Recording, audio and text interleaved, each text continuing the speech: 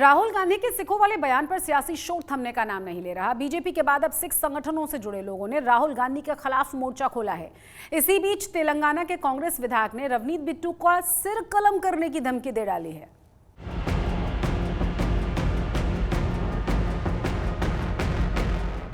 The fight is about whether he, as a Sikh, is going to be allowed to wear his turban in India. Rahul Gandhi खुद देश के number 1 terrorist. Rahul Gandhi ने जो बयान दिया सिखों के बारे में वो बिल्कुल गलत बयान दिया। Or he, as a Sikh, is going to be allowed to wear a kada in India. Or he, as a Sikh, is going to be able to go to Gurdwara. That's what the fight is about. हम ये मांग लेके आए हैं कि जो America में इसने बयान दिया सिखों के खिलाफ, वो उसकी स्टेटमेंट अपनी वापस ले और सिखों से माफी मांगे।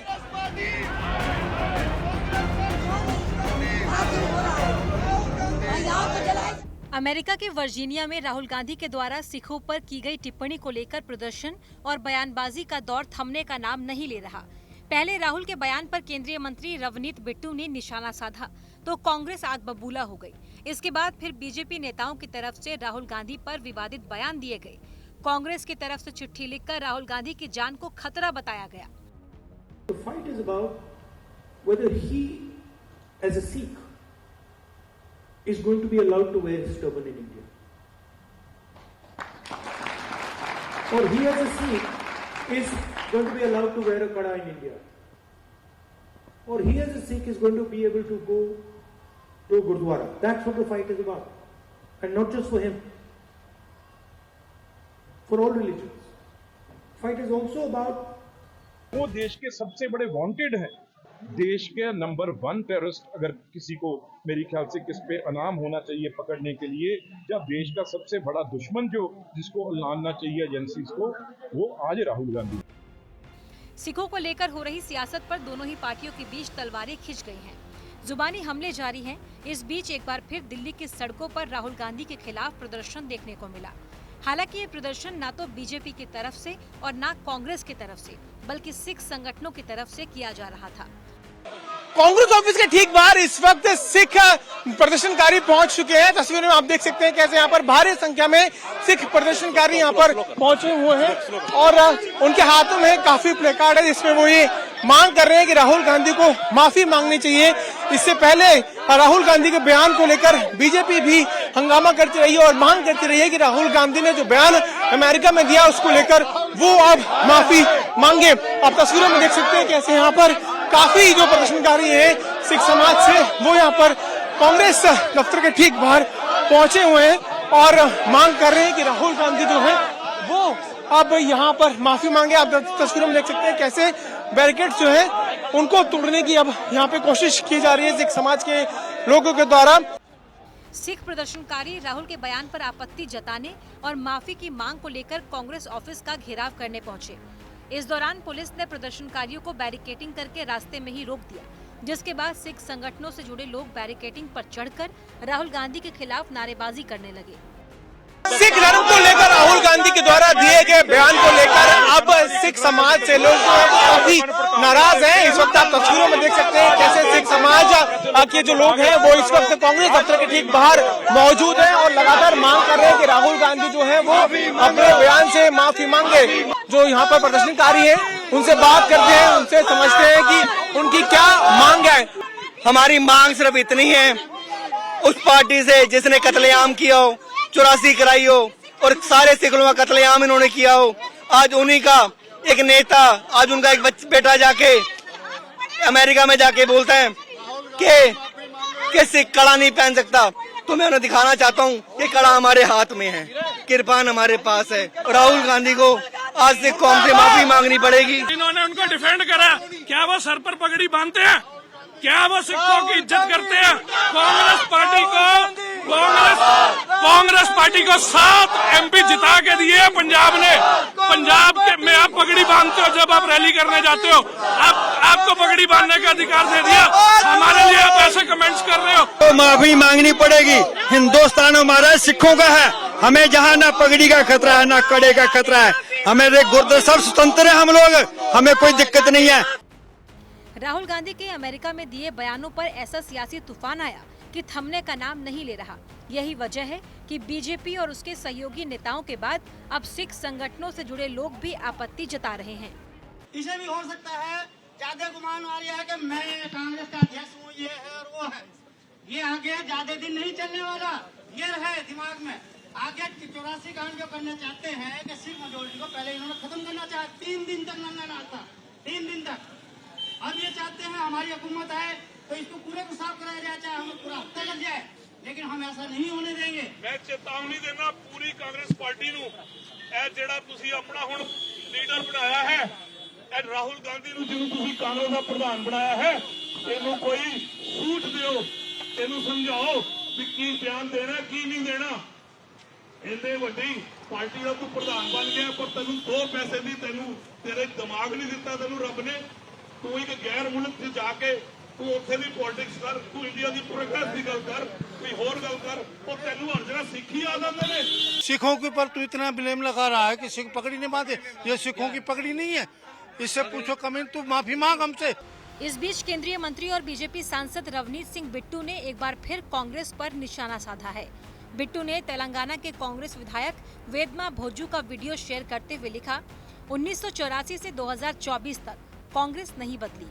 वो तब भी सिखों का खून चाहते थे और आज भी चाहते हैं। खरगे जी मोहब्बत की दुकान।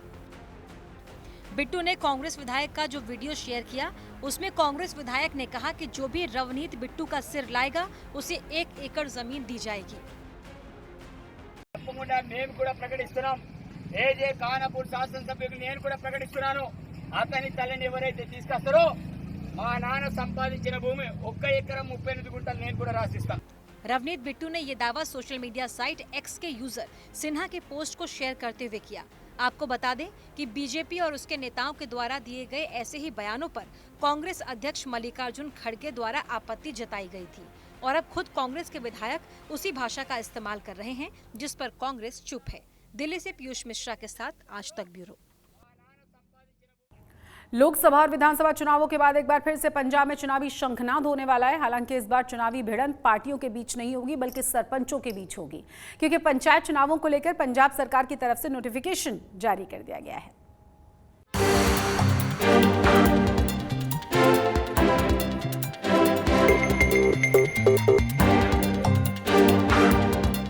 पंजाब में एक बार फिर चुनावी शंखनाद,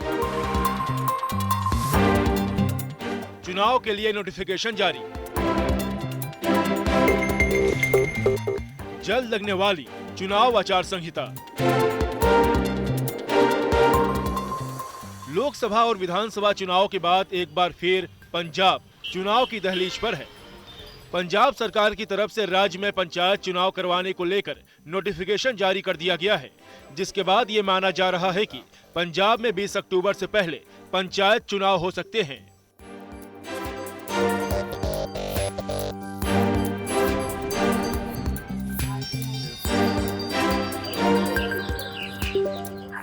सरकार की तरफ से जारी नोटिफिकेशन को जल्द स्टेट इलेक्शन कमीशन के पास भेजेगा, जिसके बाद इलेक्शन कमीशन पंचायतों के चुनाव का शेड्यूल जारी करेगा। माना जा रहा है कि 23 सितंबर के बाद चुनाव आचार संहिता लग सकती है।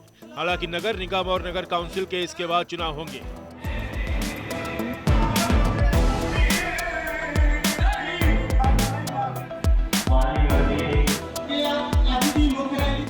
सूत्रों की माने तो पंचायत चुनाव 13 अक्टूबर को हो सकते हैं। विधानसभा सत्र के दौरान सीएम मान ने ऐलान किया था कि इस बार पंजाब में पंचायत चुनाव किसी पार्टी सिंबल के साथ नहीं लड़े जाएंगे। इसके अलावा जिन पंचायतों में सर्वसम्मति से सरपंच का चुनाव होगा उसे सरकार की तरफ से 5 लाख रुपए दिए जाएंगे। पिंड ਜਿਹੜੇ ਨੇ ਉਹ ਧੜਿਆਂ ਤੋਂ ਬਚੇ ਰਹਿਣ, ਪਿੰਡਾਂ 'ਚ ਕੋਈ ਧੜਿਆਂ ਦੀ ਧੜੇਬੰਦੀ ਕਰਕੇ ਕੋਈ 751 26 ਦੇ ਕੇਸ ਉਹ ਨਾ ਹੋਣ, ਤਾਂ ਅਸੀਂ ਕੀਤਾ ਕਿ ਪੰਚਾਇਤ ਦੀਆਂ ਚੋਣਾਂ ਜਿਹੜੀਆਂ ਨੇ ਉਹ ਕਿਸੇ ਵੀ ਪੋਲੀਟੀਕਲ ਪਾਰਟੀ ਦੇ ਸਿੰਬਲ ਤੇ ਨਹੀਂ ਲੜੀਆਂ ਜਾ ਸਕਦੀਆਂ। ਉਹਨਾਂ ਨੂੰ ਲੋਕਲ ਆਪਣੇ ਸਿੰਬਲ ਮਿਲਣਗੇ। ਉਹਦਾ ਕਾਰਨ ਇਹ ਨਹੀਂ ਹੈ ਕਿ ਅਸੀਂ ਕਿਸੇ ਨੂੰ ਕੋਈ ਬਾਹਰ ਕਰਨਾ ਚਾਹੁੰਦੇ ਹਾਂ, ਤੇ ਪਰ ਇਹਦੇ ਨਾਲ ਇਹ ਹੈ ਕਿ ਸਰਪੰਚ ਜਿਹੜਾ ਉਹ ਪਿੰਡ ਦਾ ਹੋਊਗਾ, ਸਰਪੰਚ ਕਿਸੇ ਪਾਰਟੀ ਦਾ ਨਹੀਂ ਹੋਊਗਾ। ਮੈਂਬਰ ਸਰਪੰਚ ਆਪਦੇ ਚੁਣੋ, ਚੰਗੇ ਬੰਦਿਆਂ ਨੂੰ ਚੁਣੋ। ਪੰਚਾਇਤਾਂ ਜਿਹੜੀਆਂ ਉਹ ਨੀਂਹ ਨੇ ਡੈਮੋਕ੍ਰੇਸੀ ਦੀ। ਜੇ ਪੰਚਾਇਤ ਚੰਗੀ ਹੈ ਤਾਂ ਪਿੰਡ ਤਰੱਕੀ ਕਰ ਜਾਂਦਾ। ਜਿਹੜੇ ਪਿੰਡ ਸਰਬਸੰਮਤੀ ਕਰ ਲੈਣਗੇ, ਜਿਹੜੇ ਪਿੰਡ ਪੂਰੀ ਪੰਚਾਇਤ ਦੀ ਸਰਬਸੰਮਤੀ ਕਰ ਲੈਣਗੇ, 5 ਲੱਖ ਰੁਪਇਆ ਇਨਾਮ ਵਜੋਂ ਕੈਸ਼, ਜਿਹਨੂੰ ਕਿ ਪੰਚਾਇਤ ਜਿੱਥੇ ਮਰਜ਼ੀ ਵਰਤੇ। ਬਾਕੀ ਉਸ ਪਿੰਡ ਨੂੰ ਸਟੇਡੀਅਮ, ਜੇ ਸਕੂਲ ਚਾਹੁੰਦੇ ਸਕੂਲ, ਹਸਪਤਾਲ ਚਾਹੁੰਦੇ ਹਸਪਤਾਲ, ਉਹ ਮਿਲੂਗਾ ਪ੍ਰਾਇੋਰਟੀ ਤੇ। ਇਸ ਗੱਲ ਦਾ ਪ੍ਰਤੀਕ ਕਰਕੇ ਕਿ ਇਸ ਪਿੰਡ 'ਚ ਇੱਕ ਹੈ ਤੇ ਇਸ ਪਿੰਡ ਦੇ ਵਿੱਚ ਫੁੱਟ नहीं हैगी। पंजाब के गवर्नर गुलाब चंद कटारिया ने विधानसभा के मानसून सेशन में पास किए गए पंजाब पंचायती राज बिल 2024 को एक दिन पहले ही मंजूरी दी थी। आपको बता दें कि इससे पहले पंजाब में साल 2018 में पंचायत चुनाव हुए थे। आज तक ब्यूरो। आम आदमी पार्टी के एक national convener Arvind Kejriwal CM पद से इस्तीफा देने के बाद हरियाणा चुनावों में फोकस कर चुके हैं और इसी कड़ी में आज उन्होंने जगदारी विधानसभा में आम आदमी पार्टी के कैंडिडेट के लिए एक रोड शो भी निकाला है। रोड शो के दौरान केजरीवाल ने बीजेपी पर जमकर निशाना भी साधा। पार्टी को हरियाणा का किंग मेकर बताया। आम आदमी पार्टी की इतनी सीटें आ रही हैं, आने के बाद मैंने हिसाब लगाया, इतनी सीटें आ रही हैं कि जो भी सरकार बनेगी हरियाणा में आम आदमी पार्टी के सपोर्ट के बिना नहीं बनेगी और पूरे हरियाणा में सबसे पहली सीट जीतेंगे। हरियाणा में क्षेत्रीय पार्टियों के साथ साथ 3 राष्ट्रीय पार्टियां चुनावी मैदान में ताल ठोक रही हैं, जिसमें से 2 पार्टियां कांग्रेस और आप भले ही अकेले चुनाव लड़ रही हैं, पर दोनों ही पार्टियां इंडिया गठबंधन का हिस्सा हैं। ऐसे में केजरीवाल का पूरा फोकस बीजेपी पर है। इस बार आपके सामने एक ईमानदार पार्टी आई है। बहुत बढ़िया। इस बार ईमानदार पार्टी आई है। जब मैं जेल में था, इन्होंने बहुत कोशिश करी हमारे एमएलए खरीदने की। इन्होंने कहा दिल्ली के एमएलए खरीद लेंगे, दिल्ली सरकार तोड़ देंगे, पंजाब की सरकार गिरा देंगे। एक एमएलए नहीं तोड़ पाए, एमएलए तो छोड़ा, एक कार्यकर्ता नहीं तोड़ पाए। इतनी कट्टर ईमानदार पार्टी है। अरविंद केजरीवाल की आम आदमी पार्टी पहली बार हरियाणा की सभी 90 सीटों पर अकेले चुनाव लड़ रही है। इससे पहले साल 2019 में आपने 47 सीटों पर चुनाव लड़ा था, लेकिन एक भी सीट नहीं जीत पाई थी। फिलहाल सीएम की कुर्सी छोड़ने के बाद केजरीवाल का पूरा फोकस हरियाणा पर है। जगाधरी से असीम बस्ती के साथ आज तक ब्यूरो। पंजाब में खालिस्तान समर्थक और उनके करीबियों पर एनआईए का एक्शन लगातार जारी है। हम आपको बठिंडा और मोगा में छापेमारी के दौरान 2 तस्वीरें दिखा रहे हैं। बठिंडा में एजेंसी से जुड़े अधिकारियों ने लाड़ी के परिवार के साथ पूछताछ की है और पूरे घर की तलाशी भी ली गई। लाड़ी पेशे से एक ड्राइवर है और मोगा के बिलासपुर में एनआईए की team truck driver Kulwant Singh के घर पहुंची थी। बताया जा रहा है कि कुलवंत सिंह सोशल मीडिया पर खालिस्तान के समर्थन वाली पोस्ट डाला करता था। उसके बाद वो एनआईए की रडार पर था। कुलवंत सिंह रामपुरा में बनी एक सीमेंट की फैक्ट्री में काम करता है। आपको ये भी बता दें कि छापेमारी खालिस्तानी आतंकवादी गुरपतवंत सिंह पन्नू से जुड़े मामले में हुई है, जिसको लेकर साल 2023 में केस भी दर्ज कराया गया था। और अब बात रोपड़ जिले के उस जांबाज की जिसने ड्यूटी के लिए अपनी जान गंवा दी। मंगलवार को जम्मू के राजौरी में सेना की गाड़ी खाई में गिरी। इस हादसे में सेना के 4 जवान घायल हुए, जिसमें से एक था रोपड़ जिले का रहने वाला लांस नायक बलजीत सिंह। इलाज के दौरान उनकी मौत हो गई और अब बलजीत का पार्थिव शरीर पहुंचा था तिरंगे में लिपटा हुआ अपने घर, तो हर किसी की आंखें नम थीं। आप भी देखिए शहीद के अंतिम संस्कार के दौरान अंतिम विदाई की ये तस्वीरें।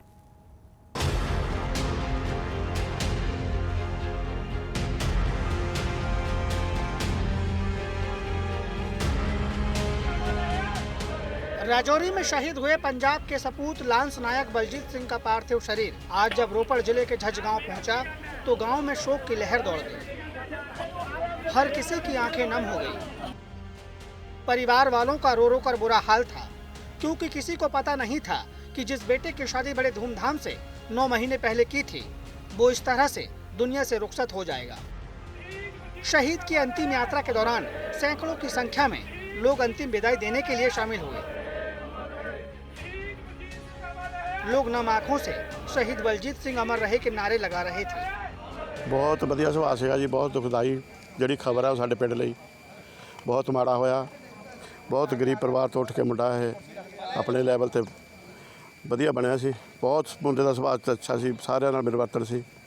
ਬਹੁਤ ਸਾਰੇ ਪਿੰਡ ਕੋਲ ਬਹੁਤ ਸਾਰਾ ਪਿੰਡ ਪੂਰੇ ਅਫਸੋਸ 'ਚ ਹੈ ਤੇ ਪਰਮਾਤਮਾ ਉਹਦੀ ਰੂਹ ਨੂੰ ਸ਼ਾਂਤੀ ਬਖਸ਼ੇ। ਅਸੀਂ ਤਾਂ ਇਹ ਜਿਹੜਾ ਮੁੰਡਾ ਸ਼ਹੀਦ ਹੋਇਆ ਬਹੁਤ ਵਧੀਆ ਮੁੰਡਾ ਸੀ, 10ਵੀਂ +2 ਕਰਕੇ ਜਦੇ ਭਰਤੀ ਹੋ ਗਿਆ।